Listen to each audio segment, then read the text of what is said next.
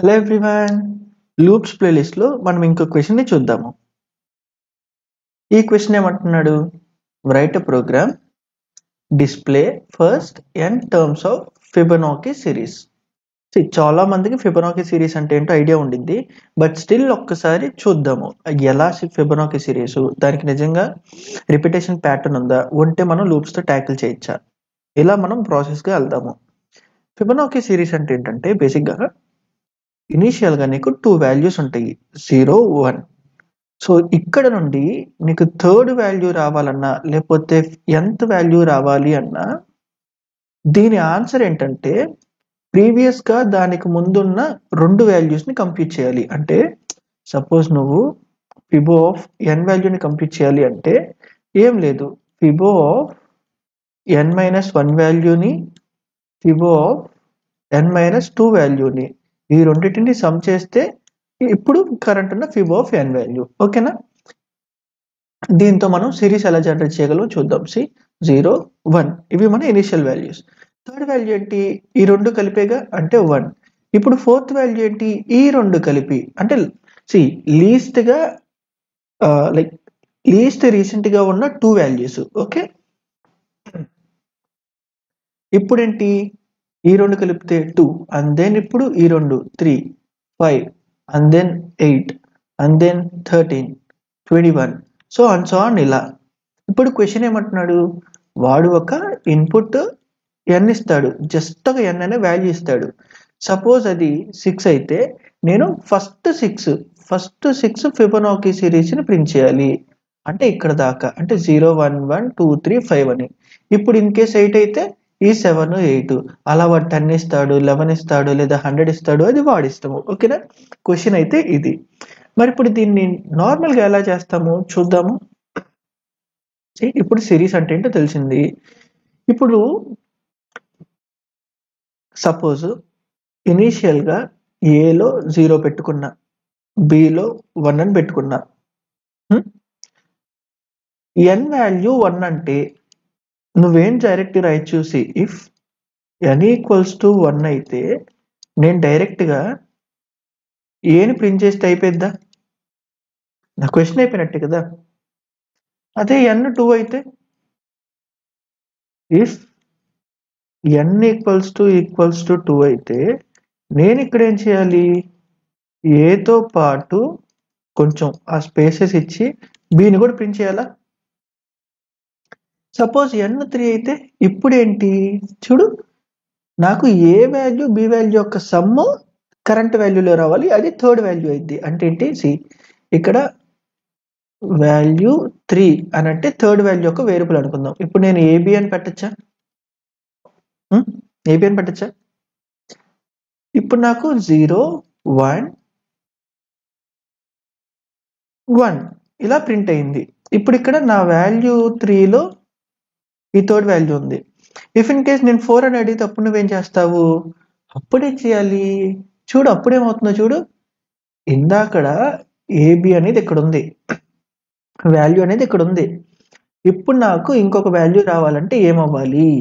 ఈ value plus ఈ బినేనా ఇప్పుడు, అంతే కదా. అంటే ఏంటి? వాల్యూ 4 అనే దాంట్లో నేను చూడు, వాల్యూ 4 అనే దాంట్లో వాల్యూ 3 ప్లస్ బిని యాడ్ చేస్తున్నా. ఇప్పుడు మరి వాల్యూ 5th ఏమైంది? Value 4 plus value 3. నెక్స్ట్ ఇంకొక స్టెప్ వేద్దాం. వాల్యూ 6కి వాల్యూ 5 ప్లస్ వాల్యూ 4. నువ్వు ఇక్కడ చూడు, ఒకే టైప్ ఆఫ్ ఎడిషన్ని పదే పదే చేస్తున్నావు. అలా ఎప్పటిదాకా? నేను n 100 అయితే 100 దాకా రాస్తున్నావు. It's okay. ఇక్కడ చూడు నువ్వు అనొచ్చు, ఇక్కడ డేటా వేరియబుల్ వ్యారీ అవుతుంది కదా, డేటా వ్యారీ అవుతుంది కదా. డేటా వ్యారీ అయితే వ్యారీ అయ్యేలాగా ట్యాకిల్ చేద్దాం మనము, అది సెకండరీ. ఫస్ట్ రిపిటేషన్ ఉందా? కోడ్లో రిపిటేషన్ ఉందా? ఉందా? సో ఇందుకు మనము ఇనీషియల్గా లూప్ అనే కాన్సెప్ట్ని ఇక్కడ ఇంట్రొడ్యూస్ చేయొచ్చు. మరి ఇప్పుడు దీన్ని ఎలా ట్యాకిల్ చేయాలి అనేది చూద్దాం, క్లియర్గా చూద్దాము.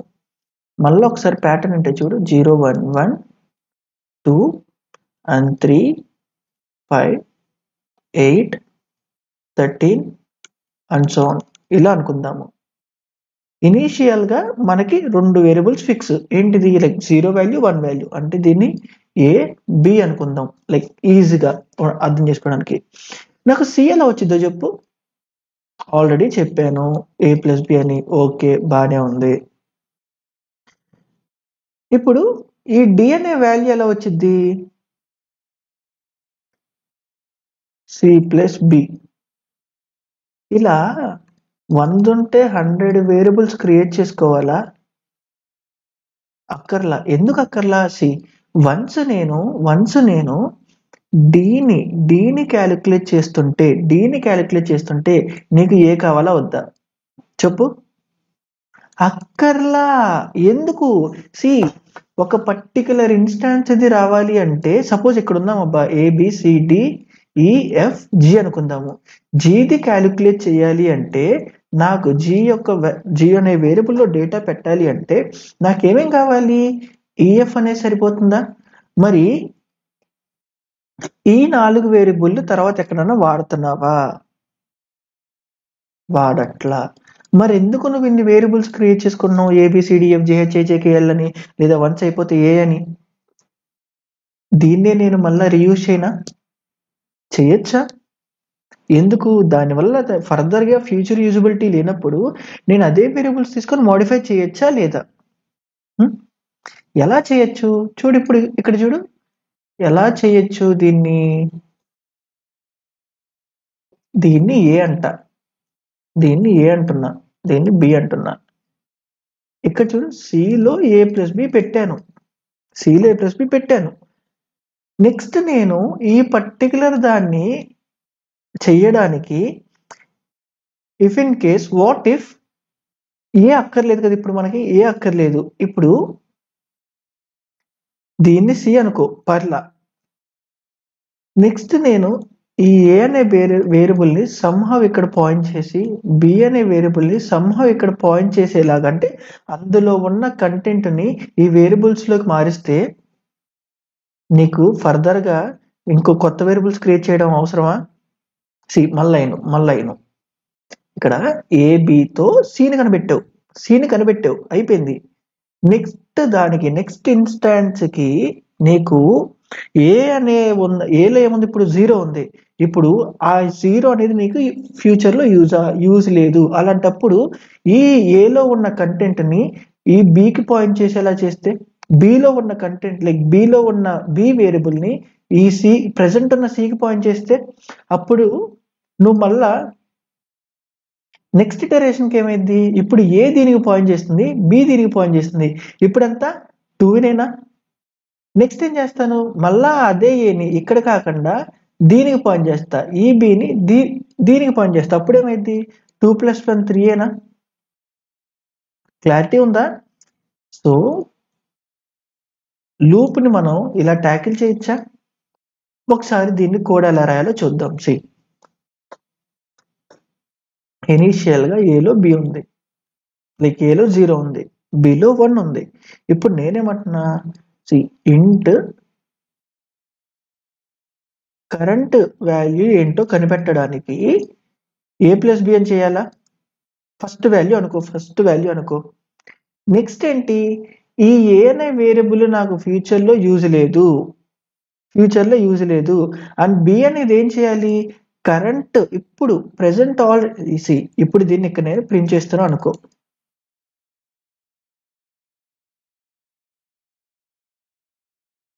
ఇప్పుడు నాకు ఇక్కడ ఏమొచ్చింది, అవుట్పుట్ చెప్పు, 2 అని వచ్చింది, లైక్ 1 అని వచ్చింది. ఈ ఇన్స్టాన్స్ కి ఫైండ్ అవుట్ చేస్తున్నాం కాబట్టి. నెక్స్ట్ ఏమవ్వాలి మనకి, నేను వేరియబుల్ ని రీయూసేజ్ కోసము ఇప్పుడున్న కరెంట్ వాల్యూని బి అనుకుంటే, ఇప్పుడున్న కరెంట్ వాల్యూని సి కరెంట్ వాల్యూని బి అనుకొని బిలో ఉన్న డేటాని ఏలో పెడితే నెక్స్ట్ ఇటరేషన్కి ఏమైంది, మళ్ళా ఏబి వేరియబుల్స్ అప్డేట్ అవుతున్నాయా? సి మళ్ళీ ఏబి వేరియబుల్స్ అప్డేట్ అవుతున్నాయా? అప్పుడు నెక్స్ట్ మళ్ళీ కరెంట్ వాల్యూ ఏ ప్లస్ బి చేస్తే ఎంత అయింది? 1 1 విచ్ ఇస్ 2. మళ్ళా నేను కరెంట్ వాల్యూని బికి పాయింట్ చేసి ఈ బిలో ఉన్న డేటాని ఏలో పెడితే అప్పుడు మళ్ళీ ఏమవుతుంది? ఏలో 1 ఉంది, బిలో 2 ఉంది. సి నేను ఎలా వేరియబుల్స్ని యూజ్ చేసుకుంటున్నానో గమనించు. ఓకేనా? మరి దీన్ని ఎలా రాయాలి చూడు. ఫస్ట్ ఏం చేయాలి? మనము కరెంట్ వాల్యూని బిలో పెట్టాలి. ఫస్ట్ కరెంట్ వాల్యూని బిలో పెట్టాలి అంటే కరెంట్ వాల్యూలో ఉన్న డేటాని బిలో పెట్టాలి. నెక్స్ట్ ఏంటి? ఇలా చేస్తే నీకేమైద్ది? సి ఇఫ్ ఇన్ కేస్ ఈ ఇన్స్టెన్స్ గురించి మాడుతున్నాం అనుకో. ఏలో నీకు ఆల్రెడీ 3 ఉంది, బిలో 5 ఉంది.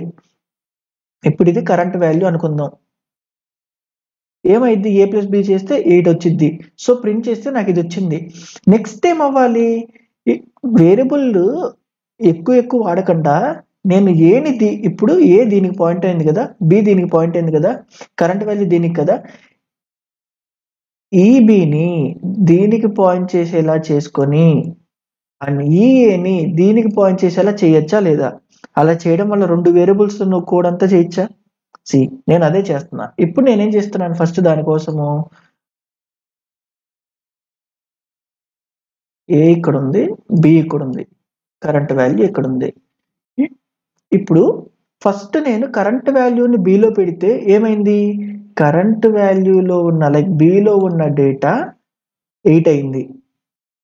మరి ఇప్పుడు ఆ బిలో ఉన్న డేటా ఏకి అసైన్ చేయాలి కదా, అంటే బిలో ఉన్న ఒరిజినల్ డేటా నువ్వు పోగొట్టుకున్నావు కదా. సో ఫస్ట్ నువ్వు ఈ స్టేట్మెంట్ చేయకూడదు. మరి ఏం చేయాలి? ఫస్ట్ బిలో ఉన్న డేటా ఇందులో పెట్టు. అంటే ఏంటి? సి బిలో ఉన్న డేటా ఏలో పెట్టు. దీనివల్ల ఏమైంది? ఈ 5 కాస్త ఈ 3ని అప్డేట్ చేసింది. ఇప్పుడు ఏం చేస్తాను?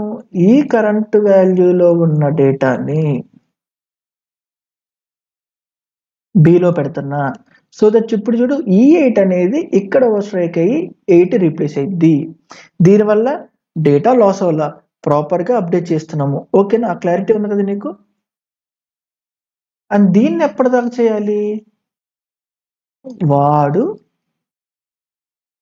ఎన్ని టర్మ్స్ ఇస్తే అన్ని టర్మ్స్. నేను 10 నుండి కింద దాకా వస్తున్నా కాబట్టి n గ్రేటర్ దాన్ 0 అని రాస్తున్నాను. గ్రేటర్ దాన్ 0 అనేది ఇనిషియల్గా 10 నోట్ 12లో ఎంతో కొంత ఇస్తాడు. దాన్ని ఇదంతా అయిపోయిన తర్వాత ఒక స్టెప్ కింద కన్సిడర్ చేస్తున్నా కాబట్టి 10 నుండి తగ్గించుకుంటే 0 దాకా వస్తున్నా అనే లాగా రాశా కాబట్టి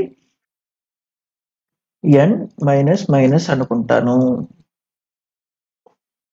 ఓకేనా? ఒకసారి దీన్ని మనం మాన్యువల్గా డీబగ్ చేద్దాము.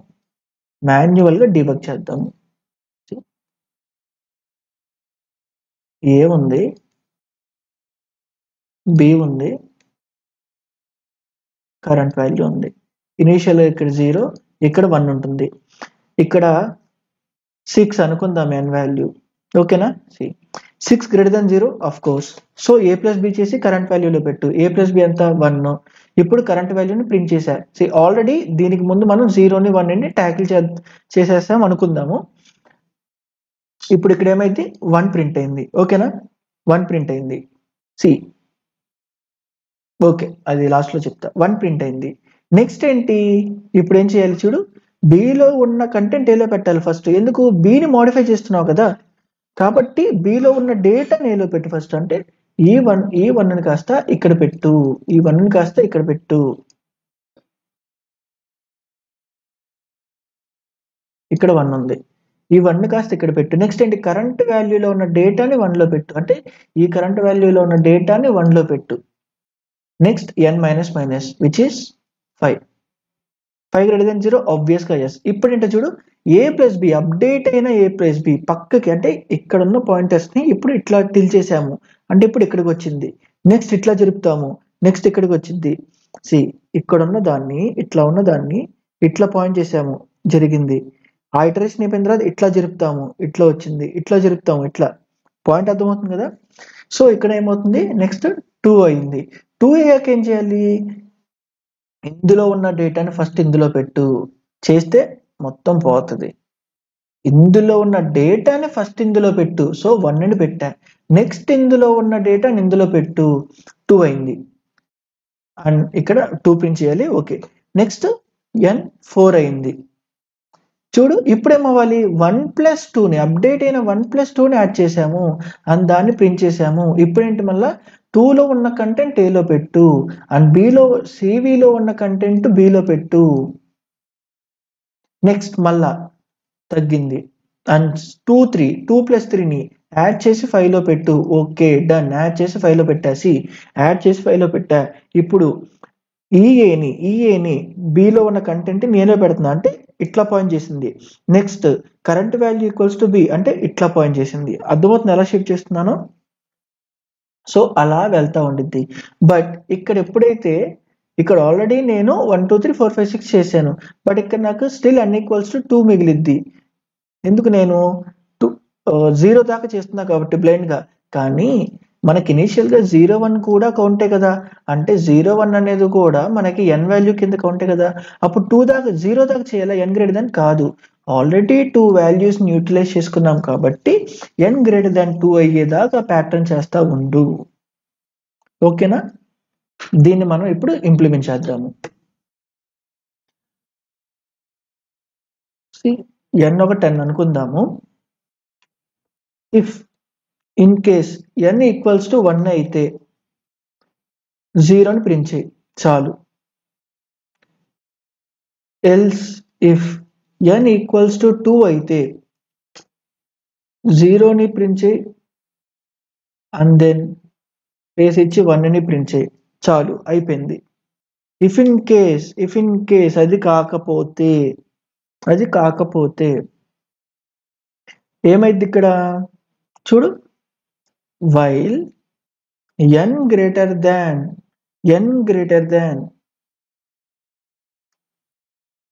0 దాకా in current value equals to a plus b అంటున్నా. అని ఇక్కడ మన ఏని 0 అనుకుంటా, బిని 1 అనుకుంటా. అని ఇక్కడ n ఈక్వల్స్ టు 1 అయితే ఒకటే ప్రింట్ చేస్తాను, అండ్ n ఈక్వల్స్ టు 2 అయితే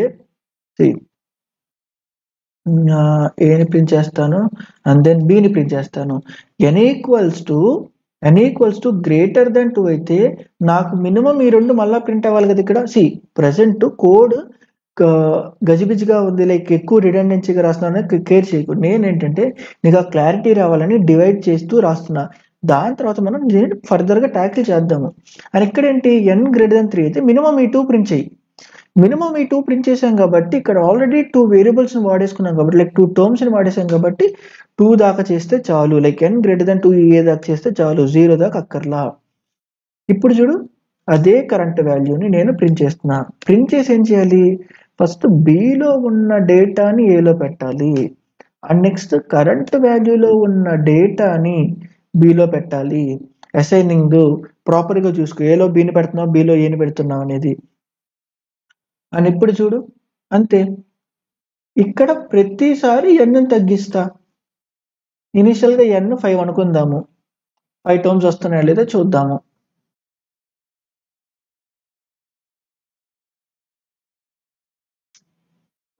ఇక్కడ చూడు 1 2 3 4 5. డిస్ప్లే సరిగ్గా లేకపోతే పర్లా, అది మనం ప్రింట్ ఎల్ఎన్తోనో ప్రింట్తోనో మ్యానిపులేట్ చేసుకుందాం. ఇక్కడ ఏంటి, ఇక్కడ ప్రింట్ ఎల్ఎన్ పెట్టా కాబట్టి ఏబి ప్రింట్ అయ్యి నెక్స్ట్ లైన్కి వెళ్తుంది. అది తీసేసి పక్కనే రావాలంటే ఇట్లా పెట్టుకో. అండ్ ప్రతిసారి ఒక సిరీస్లో రావాలి కాబట్టి ఇది పక్కనే పెట్టు. అండ్ ప్రతి నంబరు ప్రింట్ అయిన తర్వాత స్పేస్ కింద కావాలి కాబట్టి నంబర్ పక్కన స్పేస్ పెట్టు. ఆ చిన్న మ్యానిపులేషన్స్ అది డిస్ప్లే ఫంక్షన్ సంబంధించిన కాబట్టి వదిలే, బట్ మెయిన్ కోర్ లాజిక్ ఓకేనా. అని ఇప్పుడు 10 పెడదాము.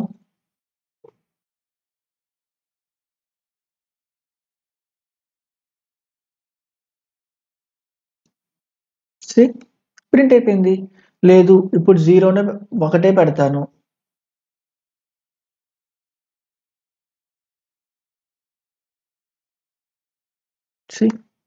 ఇప్పుడు 2 పెడుతున్నాను.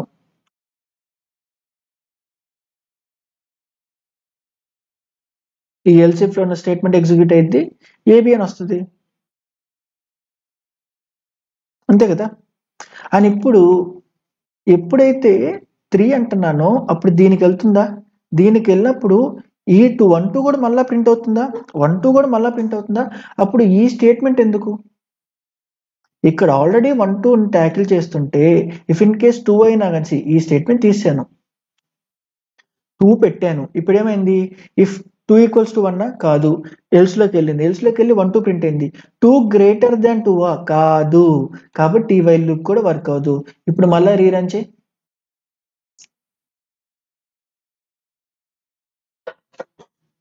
సి ఎప్పుడన్నా ఫస్ట్ కోడ్ని డైరెక్ట్గా ఆప్టిమైజ్ స్టేట్కి వెళ్ళొద్దు. నీకు అనిపించింది నీ థాట్ ప్రాసెస్ని మెల్లగా అందులో పెట్టడానికి ట్రై చేయి. ఇఫ్ ఇన్ కేస్ ఏమన్నా మోడిఫికేషన్స్ ఉంటే మెల్లమెల్లగా చూసుకొని మారద్దు. ఓకే, సో ఫిబొనాకీ అంటే అంతేకా. Yeah, so that's it for this video. Thank you.